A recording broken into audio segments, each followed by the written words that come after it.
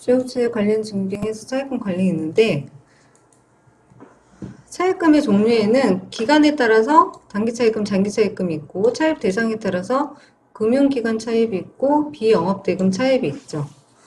기간에 따른 분류해서 1년을 기준으로 해서 장기 차입금, 단기 차입금으로 나뉘는데, 보통 차입 기간이 1년은 다 넘어가요. 대부분 은행들이. 근데 1년이 안 되는 차입 기간도 있을 수 있으니까 그거는 약정서를 보고 확인을 해야 되는 거죠. 근데 최초에는 장기 차입금 3년 만기다. 그러면 장기 차입금으로 했을 거예요. 근데 시간이 갈수록 그 기간이 가까워지는 거잖아요. 그러니까 어느 시점이 됐을 때는 1년에 도래하는 기간이 있어요. 그때는 장기 차입금을 단기 차입금으로 계정 대체를 해줘야 되는 거죠. 장단기 차입금 분류해야 되는 이유는 재무 비율이 달라져요. 단기 차입금은 유동부채 쪽이고, 장기 차입금은 비유동부채예요. 그러니까 유동부채가 많다라는 거는 빨리 갚아야 될 빚이 많다라는 얘기니까 재무 비율이 안 좋아지겠죠. 그리고 대상에 따른 분류해서 금융업을 주사업으로 하는 기관 등의 차입금 약정서를 작성하고 차입을 하는 경우, 일반적으로 대출이라고 하죠. 그때 이자 지급에 따르는 원천징수 이행상황 신고 의무가 없어요. 이 경우에는. 근데 비영업대금의 차입은 금융업 이외의 사업을 하는 일반 법인이나 개인이 돈을 빌려주는 거죠. 회사에다가.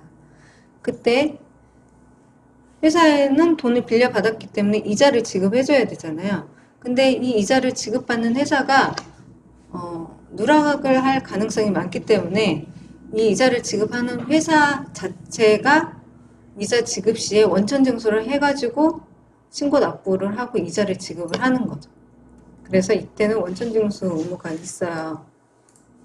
그래서 이자 지급분에 대해 이자 비용으로 인정받기 위해서는 비영업대금 이익으로 해서 원천징수 이행상황 신고 의무가 있습니다. 이때 이제 25% 원천징수를 하고 있죠. 우리가. 자료관리. 금융기관 차입은 법인 통장으로 입금되는 경우도 있지만 입금되지 않는 경우가 있어요. 우리가 통장 거래 내용만 기장을 하다 보면 통장에 입금되지 않은 차입금, 그건 누락을 하겠죠. 그러면 차입금 누락을 했다라는 거는 어떠한 자산을 누락을 했을 거거든요.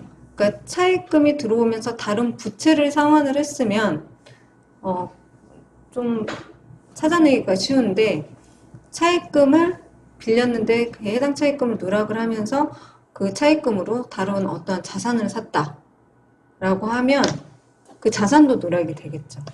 근데 자산을 살 때 100% 차입해가지고 자산을 사는 경우는 좀 많이 없어서 통장에서 어느 정도 돈이 나갔을 거예요. 그럼 돈이 나갔을 때 이 돈은 뭐냐 그러면 뭐 사느라고 나갔다. 그럼 그거에 대한 증빙을 주세요.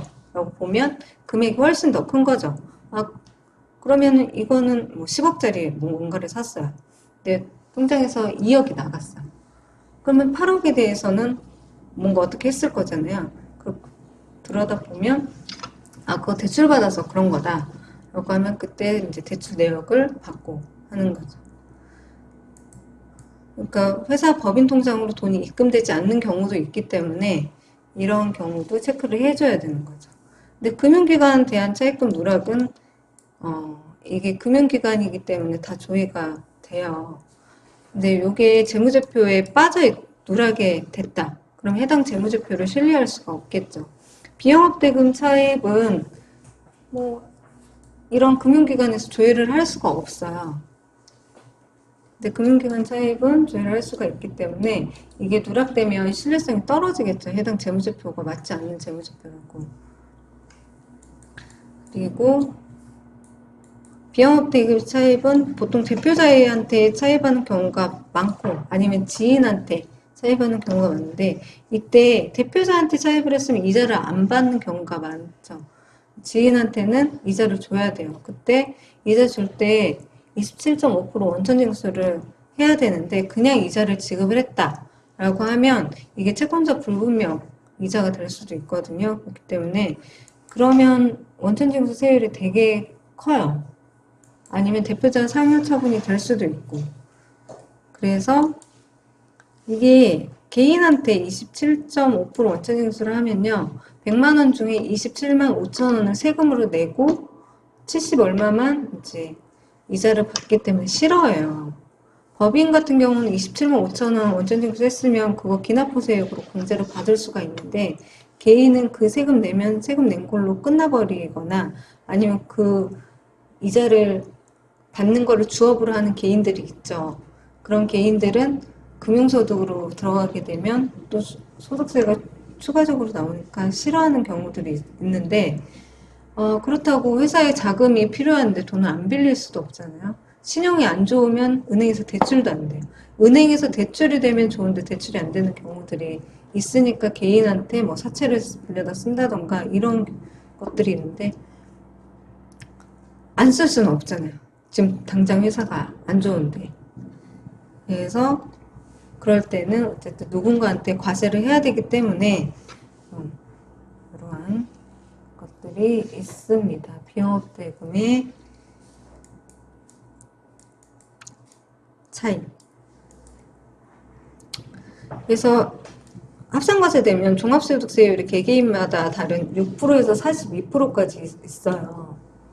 근데 비영업대금 원천징수세율이 25%였잖아요. 여기서는 지금 지방세는 다 뺐어요. 25%면 6%, 15%, 24%, 35%, 38, 42% 이렇게 있거든요. 그럼 35% 이상 종합소득 세율을 가진 사람은 합산과세 돼버리면 35% 이상의 세금을 내야 되니까 그런데 만약에 이거를 원천징수를 안 하잖아요. 그러면 원천징수 안 한 거는 무조건 합산과세를 해야 돼요. 그 소득자가 불분명하지 않고 소득자가 누군지 정확하다. 근데 원천징수를 안 했다. 그럼 무조건 합산과세를 해야 돼요.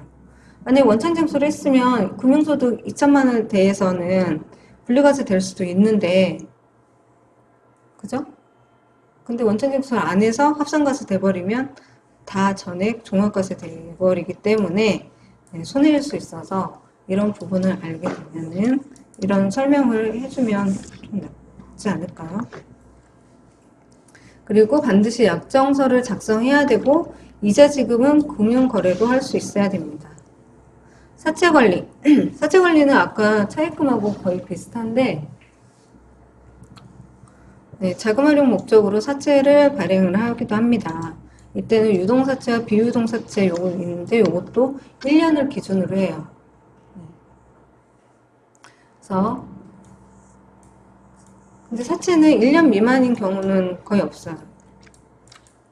다 장기로 사채를 발급을 하기 때문에 발행을 하기 때문에 근데 얘도 시간이 지나면 기간 도래하기 때문에 이게 비유동 사채를 유동 사채로 전환하는 회계 처리가 있어줘야 되겠죠.